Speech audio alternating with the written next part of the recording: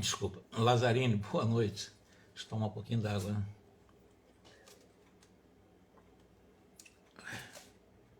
Para funcionar a garganta. Lazarine, boa noite. Paulette, boa noite para vocês. Alice,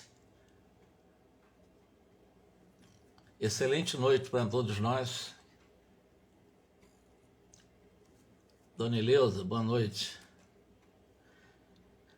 Vamos dar então início ao capítulo 7 do livro Entre a Terra e o Céu. Obrigado a vocês.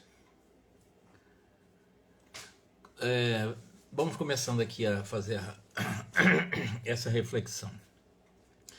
Consoante as recomendações que havíamos recebido, aguardamos Dona Antonina no estreito recinto em que se processara o culto familiar.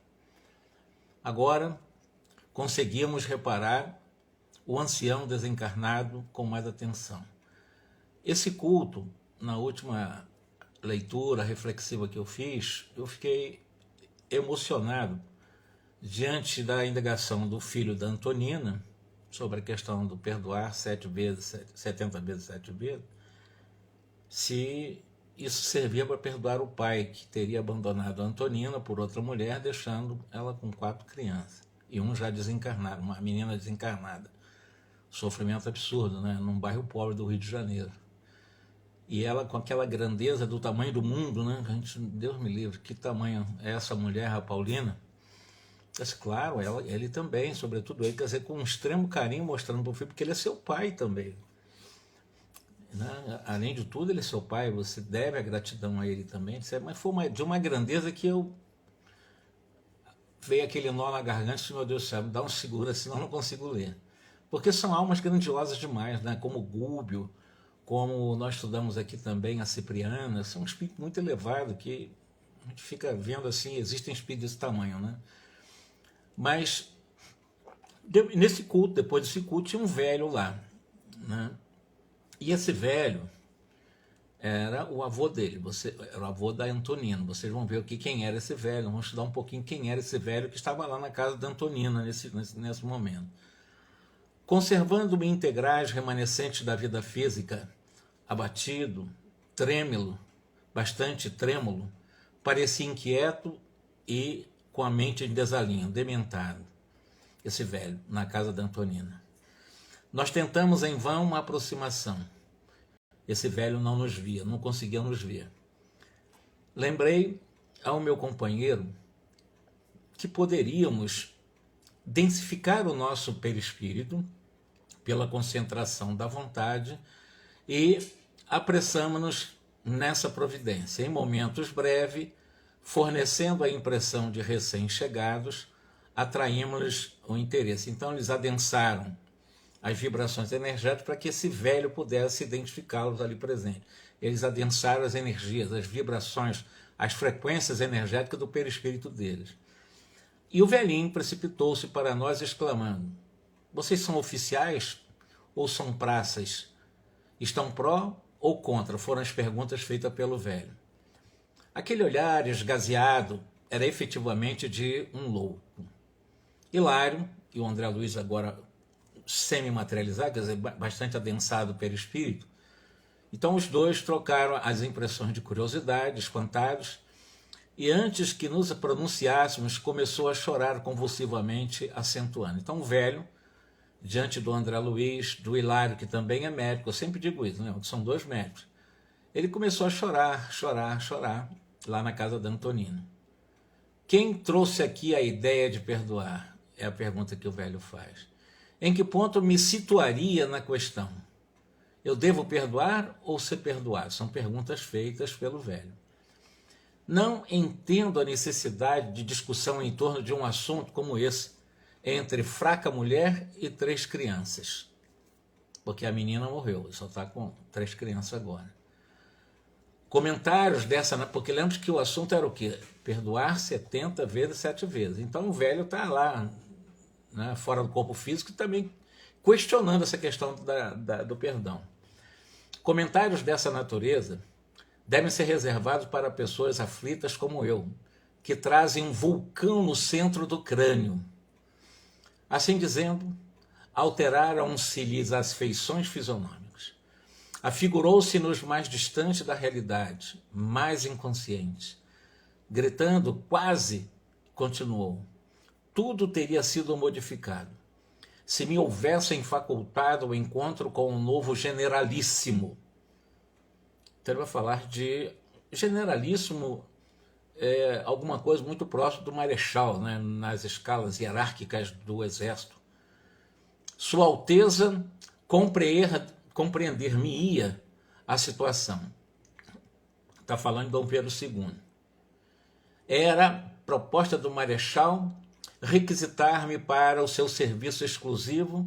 Entretanto, por influência do meu miserável perseguidor, sofri transferência injusta. Então ele está falando que ele tinha realmente uma influência nessa vida militar. Vai lembrar desse generalismo ou desse marechal, né? E o nosso inesperado amigo vasculhou com os olhos os recantos da sala, o velho, qual se temesse a presença de alguma testemunha invisível, e continuou falando. Ouçam, porém, o que lhes digo. O velho, quase louco. Ele não somente pretendia afastar-me dos favores do marechal doente, mas planejava furtar-me também a mulher. Então era um inimigo dele que estava de olho também na mulher dele. Lola e Bahuri, como não haveria de querê-la com a paixão que me inspirou? Por que teria eu de seguir para Fecho dos Morros? Então é como se um comandante dele tivesse lançado ele para, no caso aqui, para o tal de Fecho dos Morros, afastando da mulher. Isso por uma articulação, uma estratégia do seu inimigo que queria conquistar a mulher que estava com ele, afastar ele da mulher. Na realidade, onde é que fica Fecho dos Morros? A gente entender a história desse velho, que é o avô da Antonina. Na realidade, Fecho dos Morros ocorreu no dia 14 de outubro, eu fui buscar esse detalhe, 14 de outubro de 1850, na ilha Fecho dos Morros, localizado no Rio Paraguai, a cerca mais ou menos de 25 quilômetros da cidade de Porto Murtinho, atual estado do Mato Grosso do Sul, no Brasil. Então fica exatamente esse tal de Fecho dos Morros, para onde ele foi transferido. O intento de me prejudicarem era evidente, então ele está preocupado, me separar da mulher que eu adoro, e Bahuri, né? E etc, etc, etc. Ele tá reclamando ali, né? Quase um louco, um velho quase louco. E continua, sem dúvida, eu fui constrangido a sair, mas não fui além de Taquaral. Quando ele fala Taquaral, Taquaral é um município brasileiro do estado de São Paulo, parte da região metropolitana de Ribeirão Preto, que eu também fui buscar. O general Polidoro não me abandonaria. Então ele vai citar, neste capítulo, o general Polidoro. Eu fui buscar na história, eu sou historiador. Quem foi esse que ele está citando aqui, o general Polidoro? Na realidade é o Polidoro da Fonseca Quintanilha Jordão. Ele foi general, na realidade considerado general Polidoro, comandante-chefe do Exército Imperial no período da Guerra do Paraguai. Então ele era chefe, o comandante do Exército, ligado ao Império, evidentemente, não era República, né? Ainda era Império, então do Exército Brasileiro, mas era um exército imperial, e ele era o comandante exatamente do Exército. Esse, como eu te falei, ligado a esse velho avô da Antonina, né? Que é o Polidoro. Polidoro da Fonseca Quintanilha Jordão. Devia regressar a Luque e regressei. Então, são lugares que ele está citando aqui nesse capítulo. Luque, onde é que fica Luque? É uma cidade do departamento central do Paraguai. Fica a 15 quilômetros mais ou menos da capital Assunção, né? E foi a capital do país entre 1868, durante a Guerra do Paraguai, inclusive era a capital do Paraguai, e manteve o estatuto de manter ainda como capital do Paraguai até surgir Assunção, até quando foi transferido para Assunção. Então ele está falando que ele também está ligado a essa questão. Nós estamos falando assim, é um velho que viveu o período da Guerra do Paraguai, esse velho.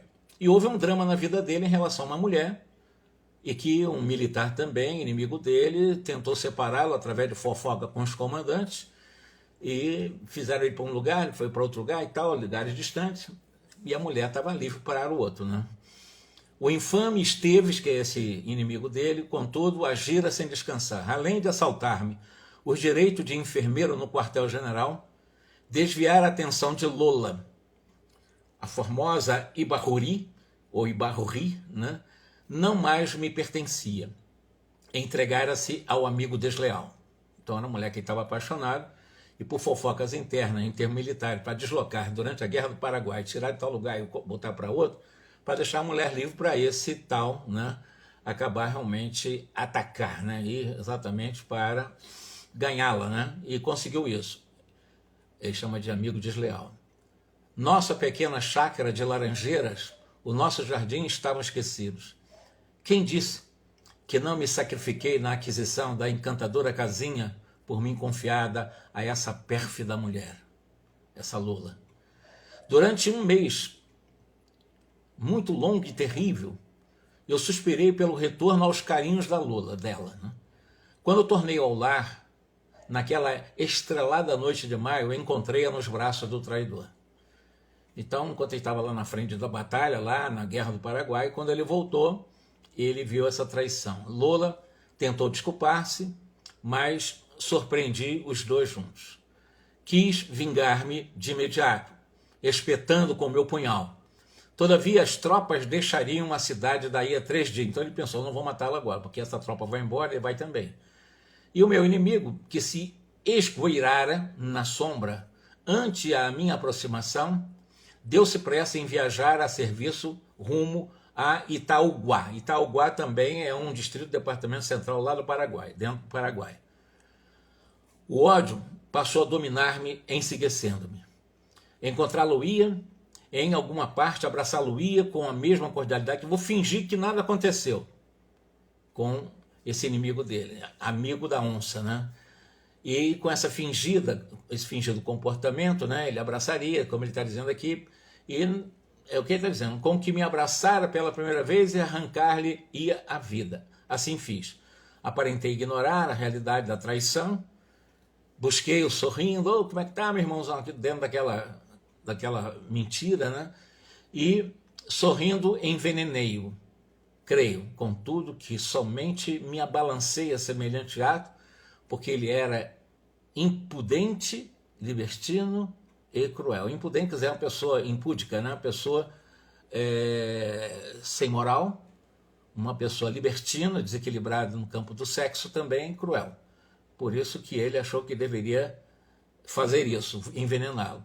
Porque de alguma forma ele achava na cabeça dele, esse velho, que ele seria assassinado por ele, porque estava também atrás da Lola, né? Esse inimigo dele. E ele diz aqui, assassinar-me-ia se eu não tivesse o arroz de liquidá-lo primeiro. É como se fosse um duelo. Fez breve pausa e em seguida, ajoelhando diante de nós, passou a clamar de novo em alta voz, ó, para mim estou certo de que pratiquei a justiça, mas este homem realmente não me abandona. Lutei tanto, casei-me, organizei grande família, devotei-me à religião, desfrutei os benefícios dos santos sacramentos e admiti que tudo estivesse amplamente solucionado. Entretanto, depois de retirar-me do corpo, porque desencarnou sob a imposição da velhice e da enfermidade, longe de encontrar o céu, que parece cada vez mais distante de mim, reconheço que este homem continua a perseguir-me por dentro. Então, ele está numa outra situação. Veja todo o drama dele, lembrando aqui para vocês, adiantando que ele é avô da Antonina. Está ali, perturbado, né? Assistiu o culto e está contando essa história para o Hilário, para o André Luiz. Faz muitos anos que me despedi dos ossos fatigados, perambulo aflito e infeliz, carregando o inferno dentro de mim. A princípio, eu procurei o sepulcro na esperança de soerguer os meus restos e, escondendo-me neles, esquecer tudo, compreendendo, porém, que meu desejo era de todo frustrado, fugi para sempre do lugar que me asila aos despojos, ou seja, do cemitério, e devoro ruas e praças buscando autoridades que me socorram. Olha, perturbado aí, né? Está pensando aí que pode influenciando pessoas encarnadas, né? Depois de passar as mãos pelo rosto, enxugando as lágrimas, continuou, ó senhores, por quem são? Ainda mesmo que o meu erro fosse tão clamoroso assim, tanto tempo de convívio com este monstro a fitar-me exatamente de forma imperturbável a consciência, eu não bastaria a expiação que me compete a esse resgate? Se eu, confessasse o crime e me demorasse por menos tempo no cárcere, não estaria redimido diante dos tribunais do envenenamento? Sentindo que algo nos caberia dizer, à guisa de consolo, diz o André Luiz, afaguei-lhe a cabeça branca e falei, tentando ser gentil. Isso o André Luiz dizendo, acalme-se, meu irmão. Quem de nós não terá desacertado no caminho da vida? Sua dor não é a única. Também nós trazemos os espíritos pesados de aflitivas recordações. As lágrimas de desesperação desajudam a alma. Pelas citações que ouvíramos, percebi que o nosso interlocutor se reportava ao tempo da Guerra do Paraguai. E buscando penetrar o labirinto de suas palavras que estabeleciam uma ligação do passado com o presente, o André Luiz indagou. A que novo generalíssimo se refere? Então, André, a que generalíssimo é esse? Vocês ignoram? E dando-nos a ideia de quem vivia profundamente arraigado, a particularidade do pretérito, aduziu. Recordo-me com precisão. Sim, a proclamação dele era de 16 de abril. O príncipe de Gastão de Orléans, que é o príncipe Dom Gastão de Orléans, era o novo comandante em chefe, mas muito me pesava o afastamento do Marechal. Então está falando do Marechal, está falando desse príncipe Dom Gastão de Orléans. Na realidade, Gastão de Orléans ele foi neto, né, de um rei francês, foi o Luís Felipe I da França. Ele renunciou aos direitos da linha de sucessão ao trono francês em 1864, esse Dom Gastão que ele está citando aqui, e porque ele casou, né, se tornou-se príncipe imperial consorte do Brasil por seu casamento com a última princesa imperial de fato, que foi a dona Isabel Cristina Leopoldina de Bragança, filha do último imperador do Brasil, Dom Pedro II. Faleceu quando voltava ao Brasil para celebrar o centenário da independência, hoje por sinal 200 anos, né, do Reino Unido, de Portugal, Brasil e Algarves em 1922. Mas vejam, esse fato do falecimento, né, do Dom Gastão foi exatamente há 100 anos. Mas qual deles? Perguntei, o André Luiz perguntando, reavivando-lhe a memória. O Marechal Guilherme Xavier de Souza. E está falando agora do Marechal. O generalíssimo era o Marechal Guilherme Xavier de Souza, que era meu amigo, meu protetor. Quem é esse Guilherme? Eu fui buscar na história quem é o Guilherme Xavier de Souza. Ele foi um marechal realmente brasileiro, lá de Santa Catarina, de Desterro. Ele, um senhor que alforriou Cruz e Souza. Sabemos que Cruz e Souza foi um poeta na época do chamado simbolismo da poesia da literatura brasileira, muito antes da abolição da escravatura no Brasil, 2 vezes deputado na Assembleia Legislativa Principal lá de Santa Catarina e presidente da província do Rio Grande do Sul no século XIX. Quando fala presidente da província é como se fosse um governador, né? Então foi esse marechal nascido em Santa Catarina e que está sendo citado aqui por esse velho. Doente, cansado, precisava de mim. Contudo, afastaram-me dele. Esteves, que é o infiel, que estava de olho na Lola, né? Ele chama de cão infiel. Nesse instante, porém, a voz extinguiu-se-lhe na garganta. Ele não conseguiu falar mais. Eles bugalharam-se-lhe os olhos e, como se estivesse atenaçado num íntimo por forças terríveis, insondáveis, a nossa observação começou a queixar-se desesperado. Eu não posso continuar, eu não posso. E no desespero dizendo que não podia continuar. Ele novamente, como se a figura do Esteves estivesse aparecendo o tempo todo. A crescer dentro de mim, observa-me com asco e ainda lhe ouço as últimas palavras no estertor da morte. Não, não, bradava ele. Agora, com evidentes sinais de angústia, hei de libertar-me, tenho fé, e continua, né?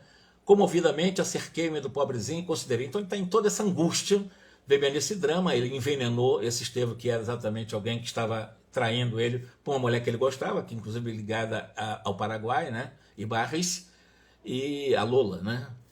E de alguma forma ele estava desesperado porque ele assassinou. Ele estava ligado à hierarquia do exército. Ele estava ligado, ele não era de alto escalão, mas ele estava ligado à alta hierarquia. E ele era encaminhado para tal ou qual lugar durante o período da Guerra do Paraguai. Sim, meu amigo, diz aqui o André, a fé representa o milagroso salva-vidas de todos os náufragos. Você tem orado? Pergunta André para ele. Você tem pedido a Jesus amparo, assistência? E ele disse que sim. Ainda não lhe chegou qualquer sinal de socorro celeste? E o velho, né, ficou inquieto e disse o seguinte: ó, há alguns dias fui à igreja do Rosário. Essa igreja do Rosário também fica lá em Santa Catarina.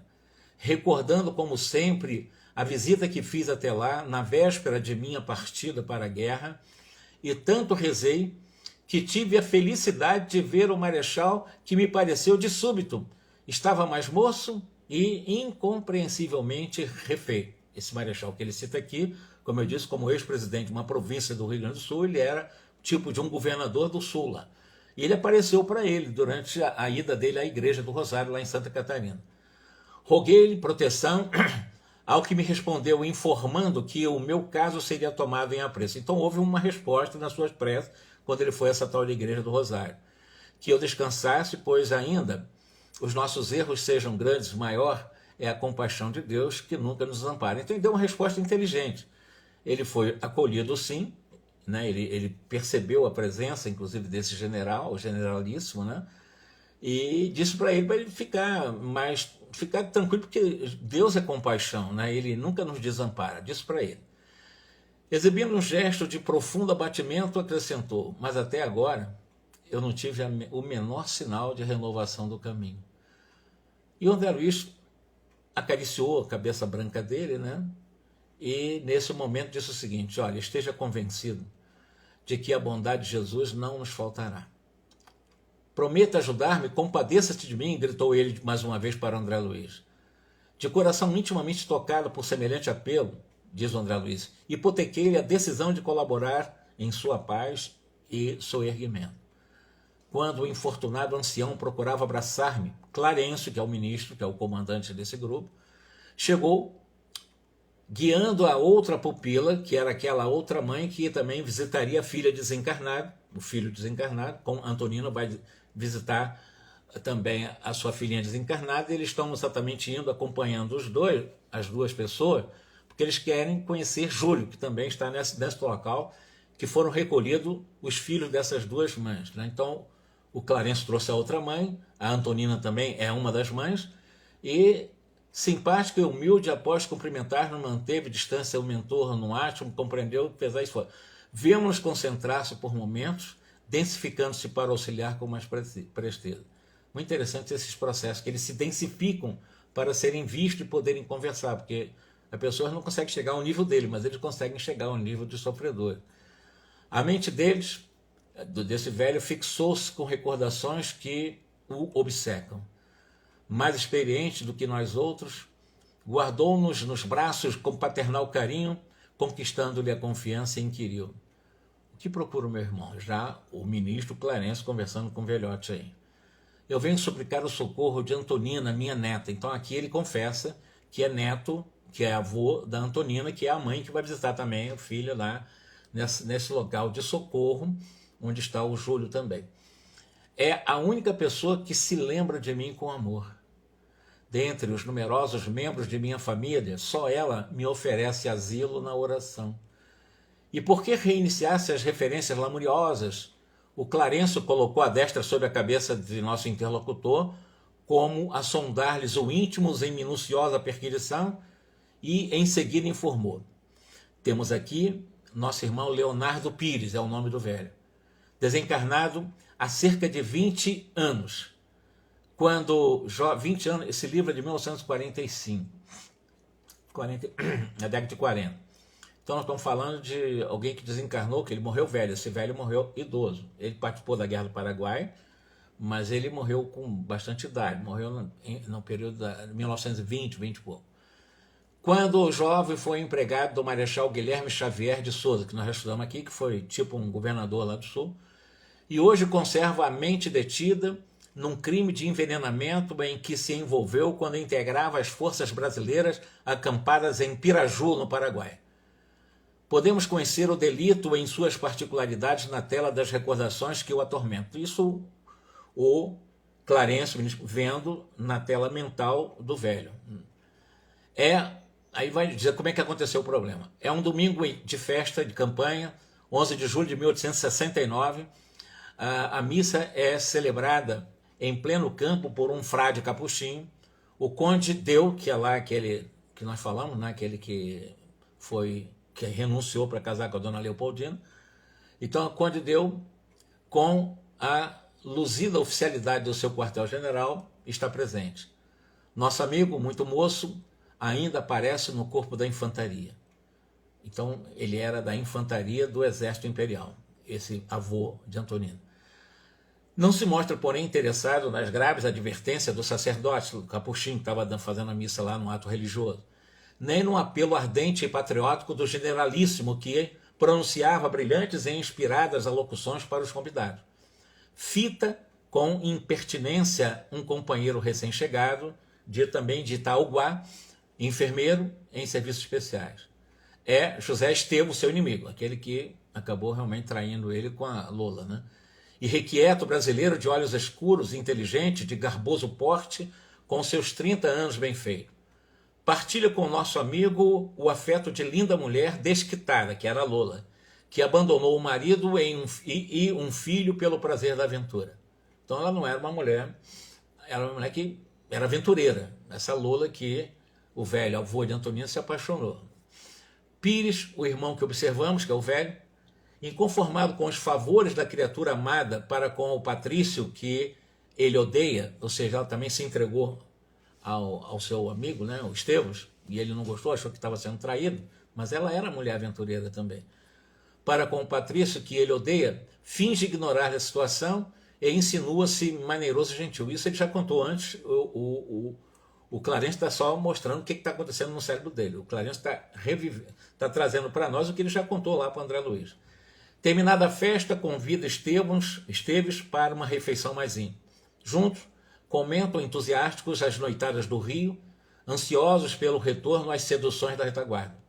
Esteves entrosa-se com as impressões de Leonardo, confia nele e conversa loquaz até que o vingativo colega, na taverna improvisada, lhe oferece um copo de vinho com um veneno fatal. O companheiro bebe, experimenta estranhas vertigens e morre praguejando.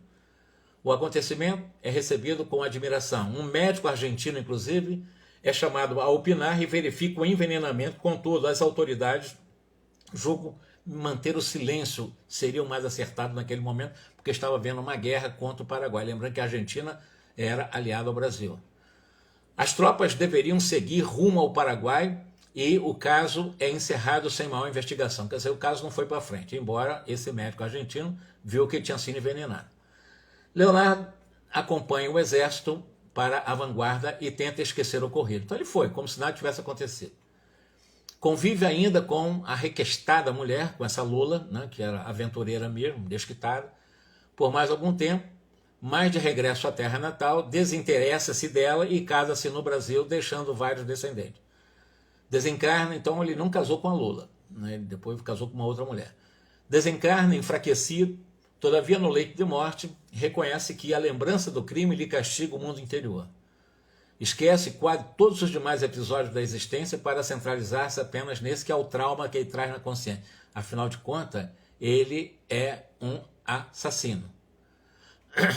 José Esteves já reencarnou, demorando-se agora em outros setores da luta. Veja só, esse José Esteves já nem está mais vingando, já esqueceu o assunto.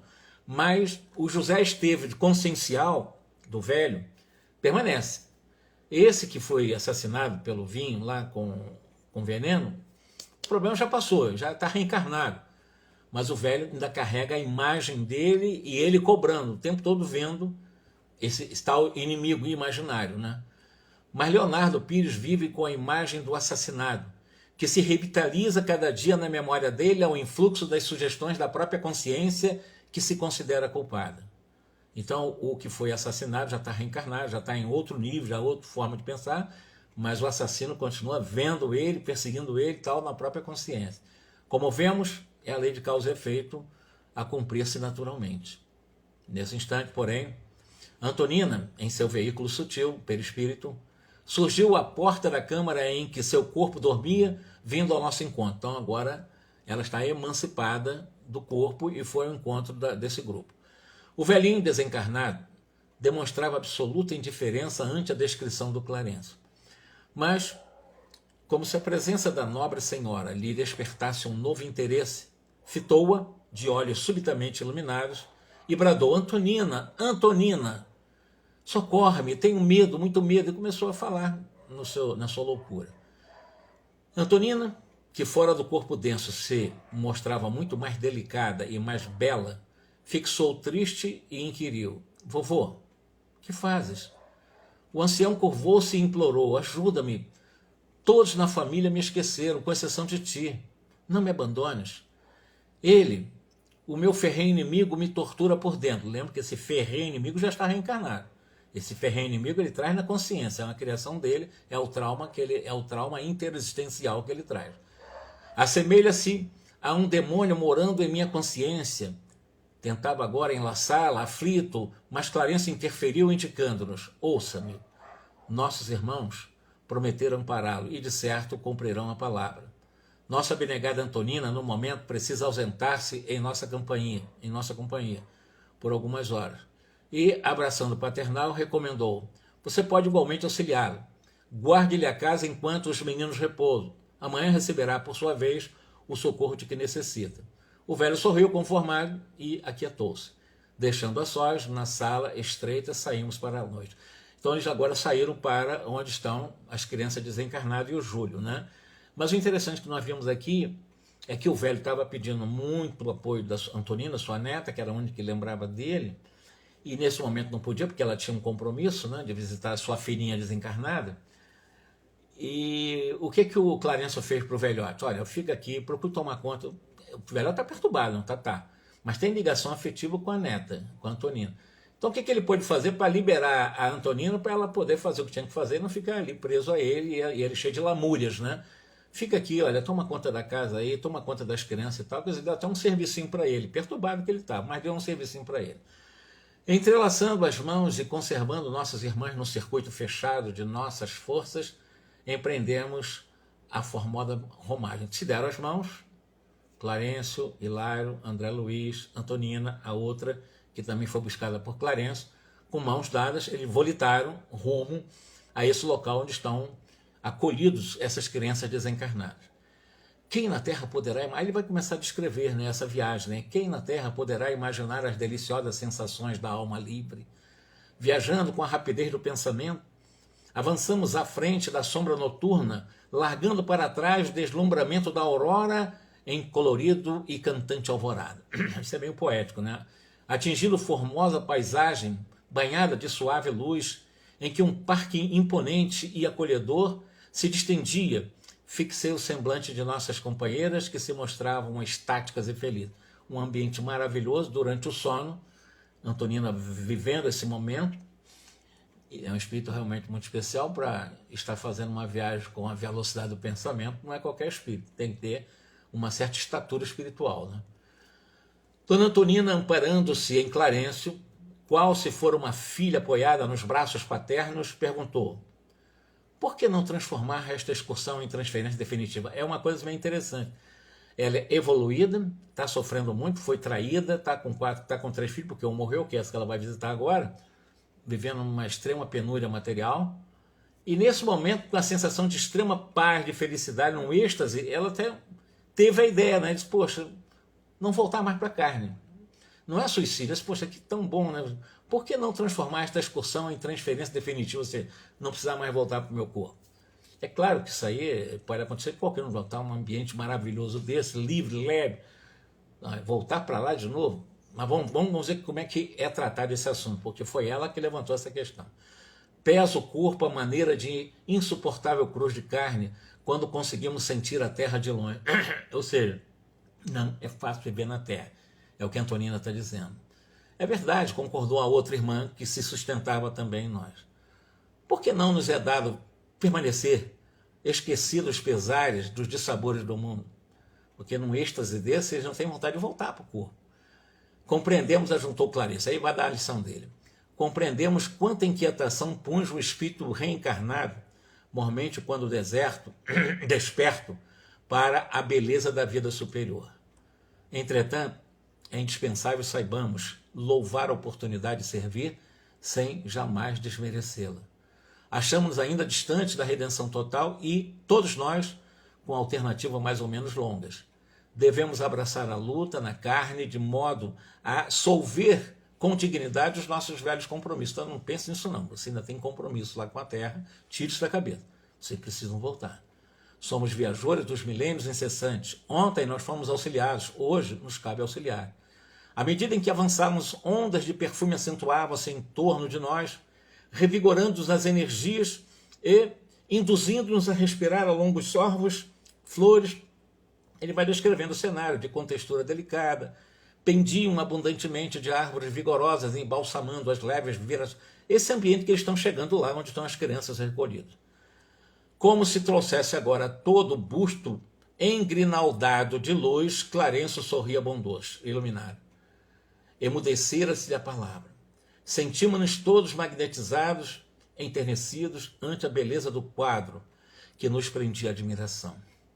Antonina, porém, como se estivesse irradiando insopitável curiosidade, mesclada de alegria, voltou a exclamar: ah, se nós morrêssemos hoje. Ainda volta a questão dela querer morrer. Não que ela estivesse querendo morrer, mas nessa situação, puxa vida, mas o Clarencio já chamou a atenção dela. Ela tem muitos compromissos com a Terra, não pense nisso não.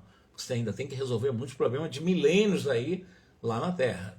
Tem que botar a cabeça no que você está passando lá agora. Mas ela disse, ah, se morrêssemos hoje, se a carne não nos pesasse mais. O ministro, contudo, imprimindo mais grave entonação à voz, mas sem perder a brandura que se lhe era peculiar, considerou de imediato: se hoje vocês abandonassem o veículo de matéria densa, quem te diz que seriam felizes? Quem de nós obterá a suprema aventura sem a perfeita sublimação pessoal? E fitando Antonina com bondade misturada de compaixão, observou: agora vocês visitarão os filhinhos abençoados que a morte lhes arrebatou temporariamente ao convívio terrestre. Ou seja, para com esse negócio de achar que deve morrer agora, para com isso. Até porque isso não está garantido, você, se vier morrer, desencarnar agora, vai ser feliz como acho que está sendo agora. Pode ser que você venha sofrer até muito. Vai devagar. E agora vai visitar exatamente a filhinha que está desencarnada. Né? Agora vocês visitarão os filhinhos abençoados que a morte lhe arrebatou temporariamente do convívio terrestre. Vocês se sentem como que num palácio dourado, em pleno paraíso de amor. Mas e os filhinhos, como é que ficam? Quer dizer, vocês estão se sentindo muito bem. Estão felizes, não querem voltar para a carne. E os filhos de vocês estão lá? Como é que vai ser? Eles estão sofrendo na carne. Vocês querem largar? Isso é egoísmo. Vocês não vão viver bem assim. Eles estão sofrendo lá. E isso está sendo chamado a atenção da Antonina. Haverá céu sem a presença daqueles que amamos? Vocês vão ser felizes sem a presença desses filhos que vão ficar na terra, nessas agruras da vida material? Teremos paz sem alegria para os que moram em nosso coração? Imaginemos que as algemas do cárcere físico se partissem agora.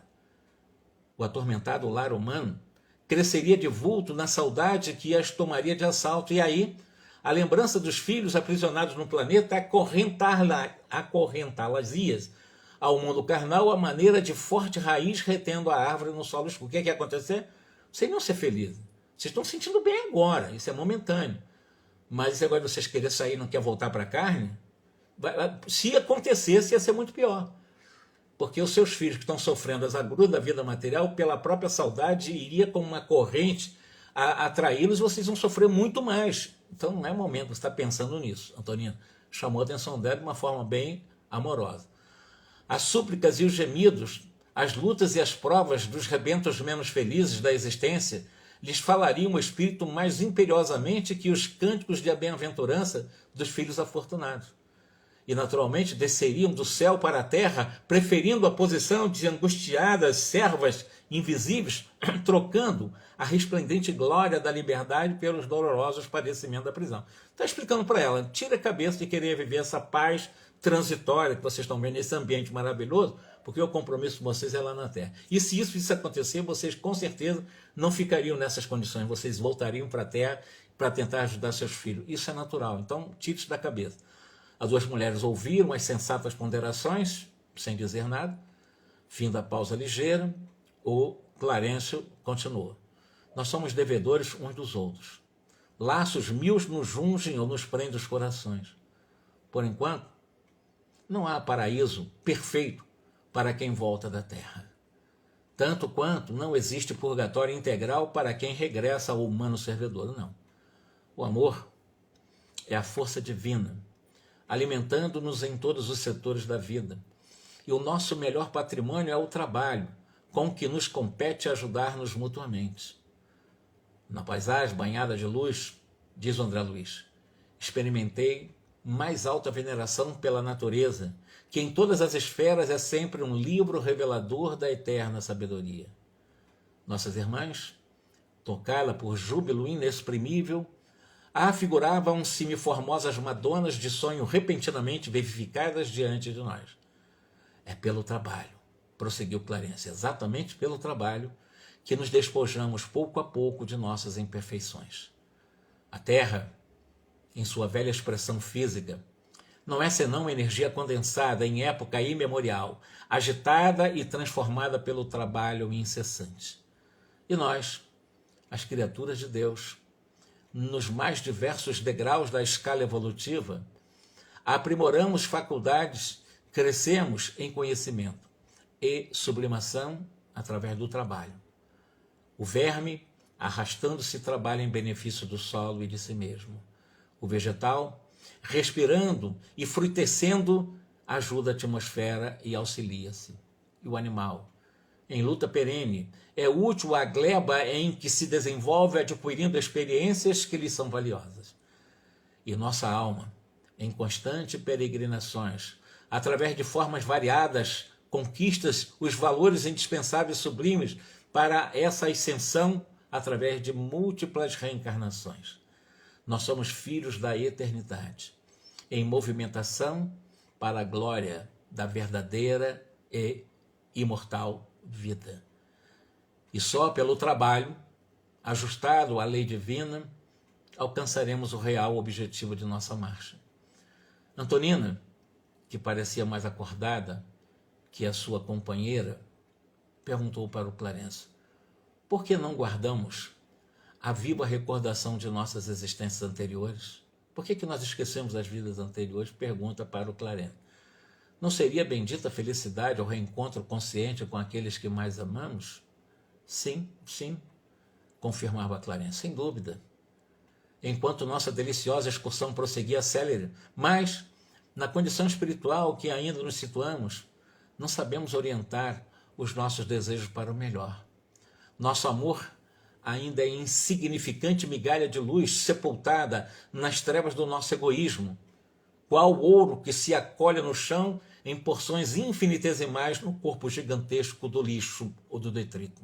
Assim, como as fibras do cérebro são as últimas a se consolidarem no veículo físico em si encarnamos na Terra, a memória perfeita é o derradeiro altar que instalamos em definitivo no templo de nossa alma, que no planeta ainda encontra em fases iniciais de desenvolvimento.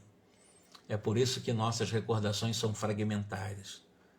Ele está tentando explicar aqui que, à medida em que nós vamos evoluindo, a nossa capacidade de memorização, de armazenagem, de conhecimento, criando pelo nosso chamado mapa cognitivo, que são os esquemas cognitivos, nós temos vários sistemas de crenças através de várias reencarnações. Mas as lembranças dos nossos aprendizados são muito fragmentadas. Nós não temos um pleno domínio do que nós temos no cérebro, que foi o último elemento a se formar em um processo da evolução do corpo, que foi a partir da conformação do cérebro físico, quando já bem elaborado, que reencarna os seres racionais. Então, dentro dessa realidade, memória não é. Então, por que eu esqueço vidas passadas? É porque realmente nós ainda somos seres inferiores, ainda temos um amor muito egóico, um amor que não é amor, na realidade é um pseudo-amor, e que esse esquecimento do passado é importante por várias razões, né? Essa fragmentação de lembrança do passado nos ajuda, por exemplo, em algum momento de estarmos diante de um ferrenho inimigo e ter que conviver com um ferrenho inimigo na condição de pai, filho, ou esposo, ou esposa, ou mãe. Não é uma coisa simples assim para você lidar. Então, o esquecimento é o que eu chamo dentro do pêndulo entre causa e efeito, que é a lei que existe para que nós nos protejamos de nós. A lei de causa e efeito não é punitiva. Ela existe para que nós nos protejamos de nós mesmos. Existe a lei do esquecimento. O esquecimento para a gente não ficar lembrando o erro do passado, senão ficaríamos atormentados. Como esse velho está atormentado aqui, lembrando as besteiras que ele fez matando uma pessoa por ciúme por causa de uma mulher, inclusive aventureira, né? Tá contado aqui a Lola, e ele ficou apaixonado por ela e por causa dela matou uma pessoa. E essa memória realmente é bastante vigorosa, mas está trazendo tormento está há mais de 20 anos nessas condições. Todavia, de existência a existência, de ascensão em ascensão, a nossa memória gradativamente converte-se em visão imperceptível ou imperecível a serviço de nosso espírito imortal. Mas se pudéssemos reconhecer no mundo os nossos antigos afetos, se pudéssemos rever os semblantes amigos de outras eras, identificando-os pela reencarnação, perguntou Antonina, né?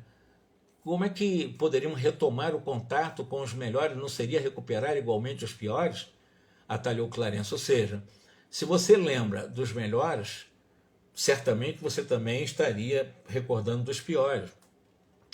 E indiscutivelmente não possuímos até agora o amor equilibrado e puro que se consagra aos desejos superiores sem paixão.